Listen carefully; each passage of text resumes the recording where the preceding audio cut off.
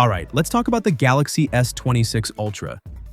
Because for the first time in a while, Samsung actually feels like it's trying again. See, over the past year, something weird happened. Samsung went from being the brand that set the standard to the brand that played it way too safe. And the Galaxy S25 Ultra was the clearest example of that. On paper, it was an Ultra. In reality, it felt like a remix nobody asked for. Same vibe, same look, and somehow a couple of steps backwards where it really mattered. Meanwhile, everyone else was experimenting, taking risks, and dropping genuinely exciting phones. So Samsung didn't really have a choice. Either double down on safe or come back swinging. And based on everything that's now leaked and basically confirmed, the Galaxy S26 Ultra is Samsung choosing option 2. Right away, this phone feels different. Not in a flashy, gimmicky way, but in that quiet, okay, they actually listened kind of way. The S26 Ultra is slimmer, lighter, and more comfortable to hold, with smoother curves and refined edges that make it feel less like a brick and more like a premium everyday device. It's still unmistakably an Ultra, just less aggressive, more polished. Even the colors feel more intentional this year: white, silver, black, and purple.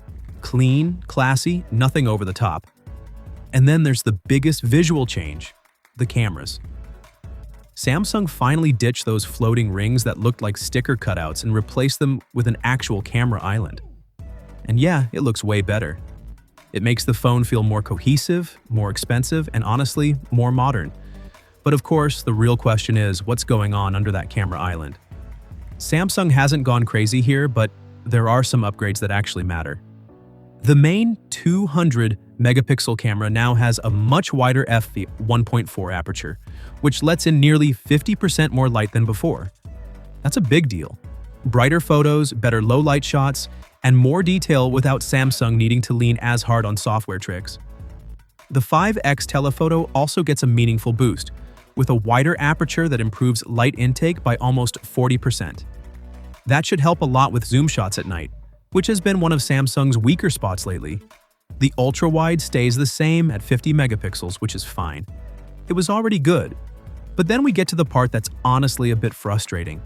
The 3x telephoto lens is still just 10 megapixels. Same resolution, smaller sensor, and basically no real improvement.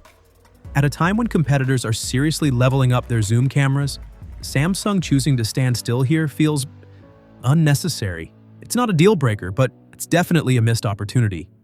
Cameras aside, this is where Samsung absolutely flexes: the display.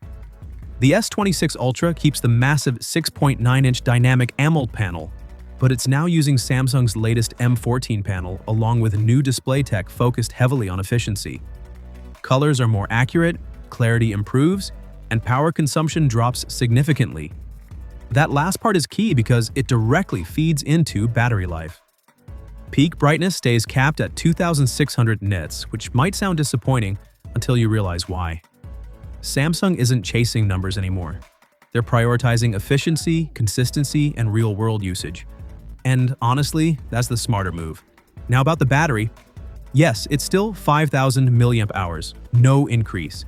And yeah, that's going to annoy a lot of people. But this time, there's a real explanation. Between the more efficient display and the new chipset, Samsung is betting that better optimization beats a bigger battery. Charging, however, finally gets an upgrade. Wired charging jumps to 60 watts and wireless charging hits 25 watts with proper magnetic alignment built in. That alone makes the phone feel way more up-to-date. And then there's the processor. The Snapdragon 8 Elite Gen 5, built on a 3-nanometer process. This isn't just faster, it's smarter, cooler, and significantly more efficient. And before you ask, yes, Snapdragon only, globally. No Exynos drama this time, same chip everywhere. That decision explains a lot about Samsung's overall approach.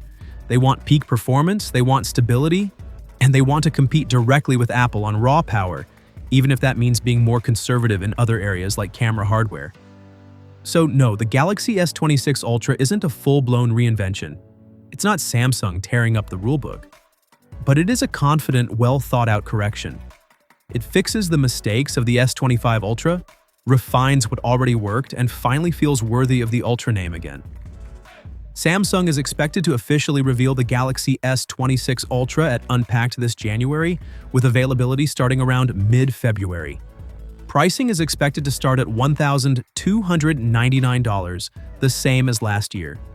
So the real question is this: is this the Ultra you've been waiting for, or did Samsung still play it a little too safe? Let me know what you think. And if you want more leaks, comparisons, and real-world breakdowns, you know what to do. I'll see you in the next one.